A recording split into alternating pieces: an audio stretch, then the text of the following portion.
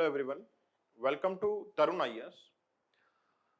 I'm Kapil Bhardwaj and going to teach you geography. So first of all, we will see the success mantra, and then after we will talk about the relevance of geography for civil services examination. We will see why it is necessary to do geography comprehensively for civil services examination. And then I will let you know finally that why it is required from your side to be with us. Means what are the benefits which you are going to get from us, which will help you to achieve your success, right? So the basic thing is, whenever you want to achieve anything which is at the higher stage, what is the relevance of higher stage? Basically, those people who are able to achieve the particular thing rarely, then it is known as the best success. Okay? If someone is climbing the Mount Everest, तो वो एक success कहलाती है. Why it is a success? Because very less number of people able to achieve this particular thing. So similarly, the civil services examination, as very less number of people have been qualified for civil services examination, that's why it is a great success. But for that purpose, what is desirable, you must set your goals. If you will setting your goals, then automatically you will be able to achieve something which is better. What will be the benefit of setting goal? The first benefit of setting goal will be the sense of purpose. You must live a purposeful life, and that purposeful life is you are utilizing your complete energy, you are utilizing your complete hard work for achieving something. Just like taking the example of the sunlight which is coming directly on the earth, उससे क्या होता है? क्या burning हो सकती है? क्या हमारे पास कुछ कॉपीज हैं, मेरे कुछ नोट्स हैं, अगर बाहर रखे हुए हैं, सनलाइट आई बर्न हो सकते हैं? Not at all. बट अगर मैं एक लेंस लगाऊं और उस लाइट को कन्वर्ट करूं और उसी नोट्स के ऊपर, उसी पेज के ऊपर अगर मैं फोल्ड डाउन करता हूं तो वहां बर्निंग हो सकती है. Because setting a goal, concentrating our energy, and finally we will able to achieve our goals easily. We will be able to achieve the success easily. That's why it is necessary to live a purposeful life instead of wasting your time. You are at a young stage.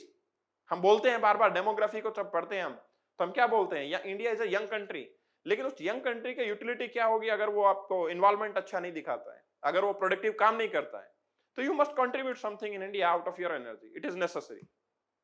Second thing is, when you are setting your goal, then you must have the exact plan for your success.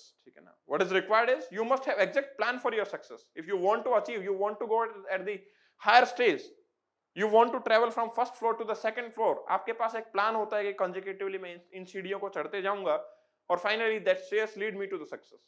You must have exact plan. और जो success, जिनके पास गोल नहीं होता उनके पास कोई exact plan भी नहीं होता. Second thing, You must use time to the best of your ability.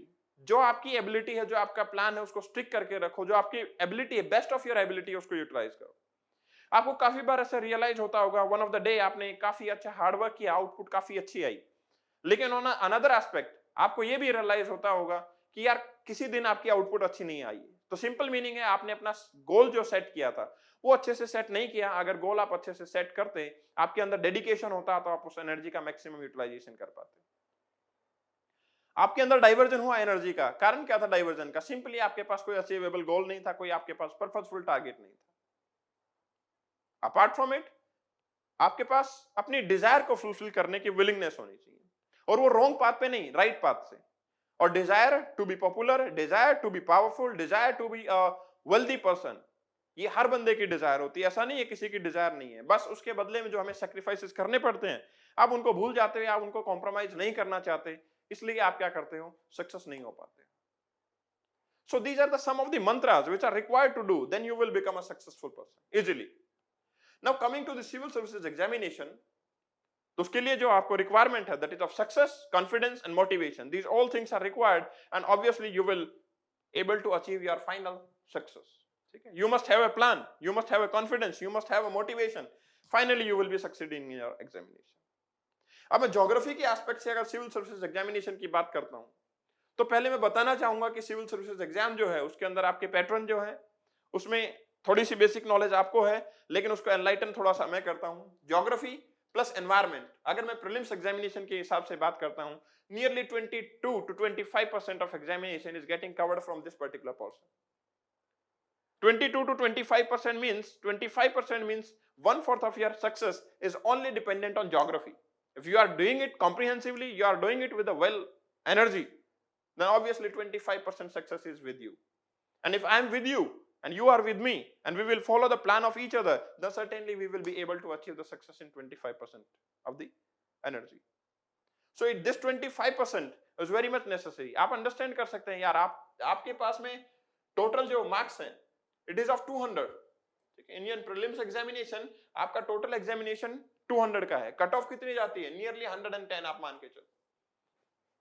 और अगर 25% इस पोर्शन की मैं बात करता हूं तो it is getting covered nearly 50 marks. आपके 50 मार्क्स सिर्फ ज्योग्राफी और एनवायरनमेंट को स्टडी करने से आ रहे हैं। Then why you shouldn't focus yourself, why you shouldn't concentrate your energy on geography? You should do. अगर आप ज्योग्राफी एनवायरनमेंट करते हैं, आपकी सक्सेस आधी आपके पास आ चुकी है 110। रिमेनिंग ऑल सब्जेक्ट से भी अगर आप इतना ही कर लेते हैं, you are very much capable to clear prelims examination, जिसमें मेजॉरिटी ऑफ पीपल फेल हो जाते हैं। अगर डेटा एनालिसिस किया जाता है, 10 लाख पीपल जो अपीयर करते हैं, फॉर्म फिल करते हैं, उनमें से सिर्फ 15,000 लोग, 15,000 people able to clear the examination preliminary stage. तो उसका मतलब क्या हुआ? सिंपल कॉन्सेप्ट है, अगर आप कंसंट्रेशन करते हैं तो आप उन 15,000 पीपल में होंगे, you are at the top. After that mains examination की बात आती है, तो पहले आप इस स्टेज को तो क्लियर करें, और इसके लिए नेसेसरी क्या है? ज्योग्राफी और एनवायरनमेंट के ऊपर अपनी पूरी एनर्जी, पूरा फोकस लगा के रखें। It is necessary. उसके लिए क्या होगा? Be with me. मैं आपको जो कवर करूंगा, I can take a guarantee कि जो यूपीएससी पूछेगा, जो सिविल सर्विसेज एग्जामिनेशन पूछेगा, we are covering it here in a very comprehensive and very peaceful manner. बहुत ही हम लॉजिकल वे से उसको कनेक्ट करके एक टॉपिक से दूसरे टॉपिक को उसको कवर करने की कोशिश करेंगे, and certainly it will be very fruitful for you, very much fruitful for you. अगर मैं मेंस एग्जामिनेशन की बात करता हूं, जिसमें आपका पेपर 1 जो है, GS1 पेपर, उसके अंदर geography is getting covered. 45% portion of this examination is from geography. So जो आपके मेंस एग्जामिनेशन है, इट इज ऑफ 250 मार्क्स। आपका GS1 है 250 मार्क्स का, इसका 45% अगर मैं कंट्रीब्यूट करता हूं आपके,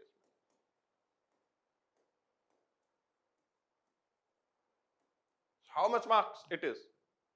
So nearly out of 250 marks you are getting 115 marks from geography. So in prelims examination, and then over here 115 marks you are getting from geography. So geography is a very important subject, and not only in this purpose, geography is very much important in other aspects as well. How it is relevant? Because for studying the historical aspect, for studying any of the ecological aspect, environment aspect, disaster aspect, economical aspect, you must have the knowledge of geography. Even for understanding the basic things. Okay, I am giving you example. Why we used to study the Battle of Panipat 1, Panipat 2, Panipat 3? What was the thing which is available in Panipat? Everyone is coming and fighting over there. From last 300, 400 years, everyone is coming in Panipat and fighting with each other. Why it is happening? Actually, the reason was geographical. The reason was geographical. At that time, the only motive for the people were to do agriculture and just earn the livelihood. And as it was a northern plain which is very fertile, you came to know by this studying geography. How you came to know northern plain are fertile? It is by the studying geography. And then you will be having the knowledge of geography. You will be able to recall, yes, oh, this is the region due to which Battle of Panipat was happening. When you will came to know Grand Trunk Road was getting formed in Panipat, and it was a completely plain area, so a better battleground. Connectivity is proper. That's why fighting is very obvious. अगर मैं आपसे पूछूं कि British आए India के अंदर, western coast के ऊपर ब्रिटिश आए, लेकिन उन्होंने पहले बंगाल को एनेक्स किया, अवध को एनेक्स किया, व्हाट इज द रीजन? क्योंकि ब्रिटिश भी ये चाहते थे कि एक इनकम स्टैंडर्ड हो, उनका एक इनकम लेवल हो, आउटपुट आए, लोगों के ऊपर टैक्स इंपोज कर सकें। कहां हो सकता है जहां पे बेटर एग्रीकल्चर एक्टिविटी हो पा रही हो? That was Bengal, that was Awadh. It is the geography. Actually everything which we are is decided by geography. एक मैं सिंपल सा एग्जांपल देता हूं आपकी लाइफ का। May be you are aware, the people from Haryana, the people from Punjab, the people from western UP, they are having harsh language. उनकी language harsh है। क्यों है? It is a geographical region. Actually उनकी जो ज्योग्राफिकल लोकेशन है, it was very much expose towards the enemies. So whoever is coming, वो सिर्फ लड़ाई करने के लिए कौन था फ्रंट पे? Punjab, Haryana, western UP. ये फर्टाइल एरिया भी था और ये very much expose towards border भी था. तो दोनों चीजों में क्या होगा? वो फाइटिंग में इन्वॉल्व होंगे. That's why those people are having such kind of language, harsh language. So basically मैं क्या कहना चाह रहा हूं, एवरीथिंग ऑफ योर लाइफ, जो भी आप मोमेंट पे कुछ करते हैं, it is related with geography. And if you want to become IAS, then it is necessary to analyse the life of geography, life of the people. What you will do after becoming IAS? Yeah, you will try to solve the problem of people.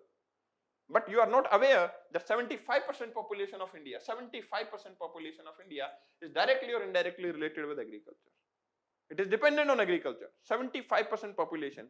आप पूरे India के अंदर किसी भी district में चले जाएं, 75% population of India is dependent on agriculture and allied sector. And it is the agriculture activity, the allied sector is decided by geographical location. So if you want to become a successful IAS, it is necessary that you must have a knowledge of geography. You must have a knowledge of geography. तो IAS बनना, that is a different aspect. लेकिन उसके बाद एक successful IAS बनना, it is also a different aspect. उसके अंदर भी आपको ज्योग्राफी की नॉलेज नेसेसरी है. अभी पेंडेमिक हुआ, कोविड-19 आया, इसमें आपके ज्योग्राफिकल एस्पेक्ट क्या है? यू मस्ट बी अवेयर कहां पॉपुलेशन डेंसिटी ज्यादा है, किस प्लेस पे पॉपुलेशन डेंसिटी कम है, what are the factor responsible for increasing the population density. इसके अलावा क्या कॉन्सिक्वेंसेस हो सकते हैं पॉपुलेशन डेंसिटी की वजह से. You must have knowledge of these all things and it is coming from geography. So you must study geography, not only with the sake of examination and sake of marks, and obviously it is benefiting on both the sides for your knowledge enhancement as well as for your marks. तो अगर आप इसको proceed करते हैं, geography के aspect को अच्छे से अंडरस्टैंड करते हैं, मैं गारंटी लेता हूं आप दूसरे सब्जेक्ट को भी बड़े इंटरेस्ट के साथ नहीं पढ़ पाएंगे. आपको ये बताया जाता है गलवान वैली से एक पावरफुल लीडर आता है. If you are not aware about Galwan valley, how you will make a image of the powerful leader who is coming and fighting with each other? If you are not aware about the Siberian region, then if we will say कि birds are coming, people are coming, those person are coming. If you are not aware about the location of Britain, how you came to know why British people are coming in India? So basically, for having this kind of knowledge, you must have the knowledge of geography. Now talking about disaster management, along with the geography, it is necessary to do disaster management. Because in disaster management, अगर मैं basic चीज की बात करता हूं, disaster management को 3 pillar के ऊपर मैनेज किया जाता है इंडिया में. किस पिलर के ऊपर? सबसे पहले जो पिलर होता है डिजास्टर को मैनेज करने के लिए, वो होता है NDMA, national disaster management authority. फिर होता है SDMA, state disaster management authority. और फिर होता है DDMA, district disaster management authority. Actually ये 3 पिलर बनाए हैं, but this is the person who is responsible for managing the disaster. यहां पे होम मिनिस्टर चेयरमैन है, सीएम चेयरमैन है, यहां पे डिस्ट्रिक्ट मजिस्ट्रेट, डिस्ट्रिक्ट कलेक्टर जो आप बनने जा रहे हैं वो चेयरमैन है. लेकिन आप सोच के देखो यार, फ्लड आया, अर्थक्वेक आया, who is the first responder? क्या पीएम आएंगे रिस्पोंड करने, क्या होम मिनिस्टर आएंगे या सीएम आएंगे? You are the person who is going to respond. पर अगर आपको डिजास्टर की नॉलेज नहीं है, how to manage the disaster आपको पता नहीं है, how you will be able to promote और provide facility, better facility to the people? आप उनकी लाइफ को कैसे कंट्रीब्यूट कर पाएंगे? तो प्रॉब्लम है ये, जिसको सॉल्व करना कैसे हो सकता है? हम डिजास्टर को प्रॉपर्ली मैनेज करें, डिजास्टर की स्टडी करें. आपके GS3 पेपर के अंदर डिजास्टर मैनेजमेंट कम से कम 3 to 5% का कंट्रीब्यूशन रखता है. 3 to 5%, 3 to 5% तो आप मान के चले, कम से कम भी नहीं तो आपको 10 to 15 मार्क्स एटलीस्ट आप यहां से गेन कर सकते हैं. और कोई सेपरेट स्टडी की रिक्वायरमेंट नहीं है. You just have to analyse the subject. Is so much interesting. You will came to know why rainfall is happening. यार it is a very general phenomena. लोगों को ये लगेगा बारिश होगी या नहीं होगी, आप क्लाउड देख के बताएंगे कि क्यूमुलनिम्बस टाइप के क्लाउड है, ऐसा क्लाउड है, सीरस टाइप का क्लाउड है, बारिश होगी या नहीं होगी आप इजीली प्रेडिक्ट कर सकते हैं. You will came to know कि अर्थक्वेक आया तो एपिसेंटर क्या है, फोकस क्या है, क्या कॉन्सिक्वेंसेस हो सकते हैं, हमें उसको कैसे मैनेज करना है. So it is actually civil services examination is not that kind of examination जो सिर्फ पढ़ा और एग्जाम दिया और पास हो गए, that's all. ये आपकी एनलाइटनमेंट है. और ज्योग्राफी के अंदर जो एनलाइटनमेंट होती है, it is always related to your life, real life. आप जो जी रहे हैं लाइफ, उसके अंदर आपकी इन्वॉल्वमेंट दिखाएंगे. आपको पता लगेगा why rabi crop is rabi crop, मतलब व्हीट को ग्रो करते हैं, रबी क्रॉप है, क्यों है? What is the desire, what is the necessity, what is the conditions required for growing wheat? उससे आप फार्मर की प्रॉब्लम को समझ पाएंगे। अभी हमारे दिमाग में जब फार्मर आता है, वनरेबल सेक्शन आता है, लेकिन रियल में हम ये नहीं पता लगाते कि रियल फैक्ट क्या है, उनके साथ प्रॉब्लम क्या है, कैसे रिजॉल्व कर सकते हैं। When you will be aware about geography, you will be capable enough to solve the problems of 75% population in India. So it is necessary to do geography in a comprehensive way. अच्छे ढंग से आप उसको cover करें, ये necessary है, ठीक है। Now why you have to study with us, ठीक है। बेसिक थिंग इज, आपको हमारे साथ क्या फायदा होगा। ज्योग्राफी तो आप कहीं भी पढ़ सकते हैं, आप खुद से भी अपनी ज्योग्राफी पढ़ सकते हैं, आप बुक लेके आए उसको पढ़ना शुरू करें। Why with us? पहली चीज, आपको लाइव रिकॉर्डिंग मिलेगी हर क्लास की। This will be a similar kind of system. यहाँ पे मैं सब कुछ पढ़ाऊंगा और आपको रिकॉर्डेड फॉर्म में मिलेगा। मींस ए कंप्लीट क्लास, उसमें कोई कटिंग नहीं, nothing artificial, nothing is going of to be artificial. और आने वाले वर्ल्ड के अंदर ये जो चेंजमेंट है, ये सिर्फ चेंजमेंट कोरोना की वजह से नहीं है, मैं ये कहूंगा इट इज टाइम सेविंग। आप यहाँ आए, इंस्टीट्यूट पे आए, आप क्लास के लिए वेट करें, उसके बाद क्लास हो, आप अपने घर जाएं, this is a time wasting. और सबसे, टाइम इज एवरीथिंग। तो live recording you will be getting from our side, it is a saving of your time. Then after, you will be having a fixed schedule. I will let you know this is the topic which is going to be covered in that particular video in that particular class, and after that so much of the time we will take your test. अगर मैंने climatology आपको पढ़ाया है, आपको पता है कि 7 दिन में आपका क्लाइमेटोलॉजी पूरा होगा और 8वें दिन आपका टेस्ट होगा, आप उसके लिए हमेशा रेडी रहेंगे। क्योंकि जब हमें पता होता है, जैसे अभी आपके दिमाग में ये आ रहा होगा, जैसे कुछ लोग हो सकता है 2020 में अपीयर होने वाले हों, उनके मन में ये, दे मे बी थिंकिंग कि मे बी एग्जाम होगा नहीं होगा, क्या होगा क्या नहीं। Whenever dilemma is coming in your mind, then you will not be able to perform very well. So what is required, what is desirable, the thing which is desirable is fixed schedule. You will be aware that this, in this much of the time I will be able to complete my climatology and I have to appear into the test. That will be provided to us. Then proper test, आपको एक जो आपकी examination के level का test है वो यहाँ मिलेगा। आप जो गलती करना चाहते हो, जो फॉल्ट आप कर रहे हो, वो आपको यहाँ करवाई जाएंगी टेस्ट में, not in your final examination. There you will be only doing the right things and right strategy and right success. Then interaction, you will be having interaction with the faculties. Whenever you are facing problem, you can interact freely with the faculties, with me, with everyone, and then finally it lead to success. क्योंकि एक plan होता है, एक practice होती है और एक helping hand होता है। These 3 things are required which we are giving you, and obviously it will lead to your success. And at that time we always ready to celebrate your success with us. Okay. Now the thing is, why you have a need to study geography. देखिए, geography जो है काफी interesting subject है, लेकिन interesting के साथ साथ में जो आपकी अपीयरेंस है, जो आपका एक मोटिव है सिविल सर्विसेज एग्जामिनेशन की तरफ, वो आपका बहुत पर्पसफुली ज्योग्राफी सॉल्व करता है। यार, in geography, while studying geography, you will came to know about the topography of a region. You will came to know why people are doing engage in such kind of activities. जैसे mostly जो आप travel करते हो कश्मीर के अंदर, जम्मू के अंदर, हिमाचल के अंदर, then you will came to know mostly people are engaged either in hospitalities, restaurant में काम करना, शेफ की तरह काम करना, एक टूरिस्ट गाइडर की तरह काम करना, क्योंकि वो जो टॉपोग्राफी है, वो उस टॉपोग्राफी की डिजायर है। People in northern plain are engaged in agriculture activities. People in southern India, they are engaged either in fishing. यार, आप यही देखो ना, आप कोई भी डिश का नाम लो, आप खाने का नाम लो, ठीक है। जैसे मैं कोई जापानीज डिश की नाम लूंगा, अगर जापानीज नाम लेता हूं मैं कोई भी डिश का, फिश उसके अंदर इन्वॉल्व होगी ही होगी। नॉर्थ इंडिया जब भी कोई डिश का नाम लेंगे, व्हीट इन्वॉल्व होगा ही होगा। साउथ इंडिया की कोई भी डिश, डोसा में एग्जांपल दे देता हूं आपको, आपका नारियल इन्वॉल्व होगा, कोकोनट इन्वॉल्व होगा। ये क्या है? ज्योग्राफी है जो उनकी सब कुछ डिसाइड कर रही है, उनके कैरेक्टर, उनकी डाइटिंग हैबिट, सब everything is decided by geography. So actually what we are, what is our shape, what is our mentality, what is our desire, these all things dependent on geography. And if we really want to understand ourselves, it is desire to understand geography. So it is necessary to do geography. Apart from it, geography help us to become an engaged related to the activities of the citizen. You will came to know what is the population scenario, how much people are getting employed, what is the contribution of GDP from the side of agriculture, and what is the per capita income of the farmer. You will came to know about everything. Then obviously you will be able to resolve everything. So it is necessary to study geography. Now apart from it, when you start preparing for this particular exam, then what I will say, you should start focusing on geography. When you are focusing on geography, आप क्या पढ़ेंगे geography में? जब आप geography cover कर चुके होंगे, जैसा मैंने बताया, आप हिस्टोरिकल एस्पेक्ट को एनालाइज कर पाएंगे। ब्रिटिश इंडिया में ही क्यों आए? ब्रिटिश, फ्रेंच, डच, पोर्तुगीज, बहुत सारे लोग आए, ब्रिटिश ही सर्वाइव क्यों कर पाए? It is the geographical knowledge.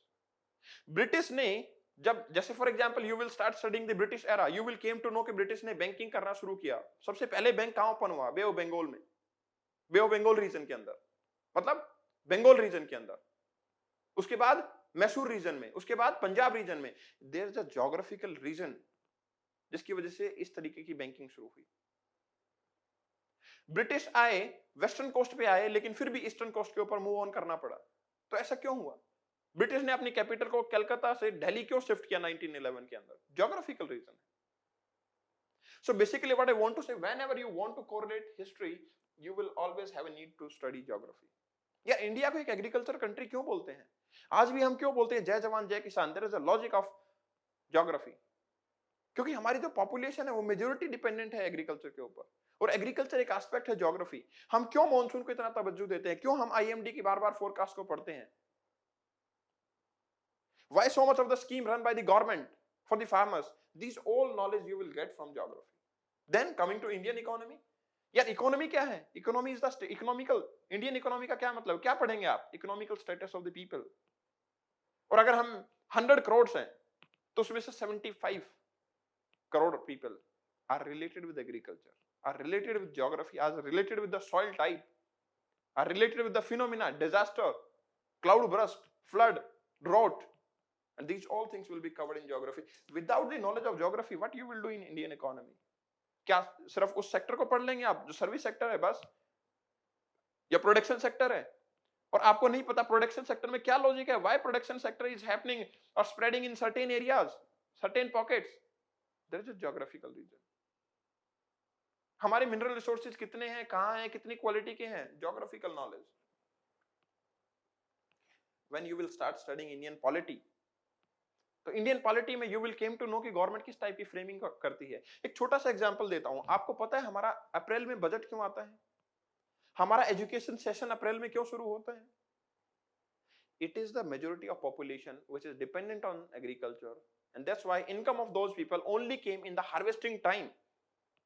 जब रबी क्रॉप्स आती हैं, उनका हार्वेस्टिंग टाइम आता है जो कि मार्च अप्रैल होता है, तो लोगों के हाथ में पैसा आता है जो कि 75% पॉपुलेशन के हाथ में आ रहा है।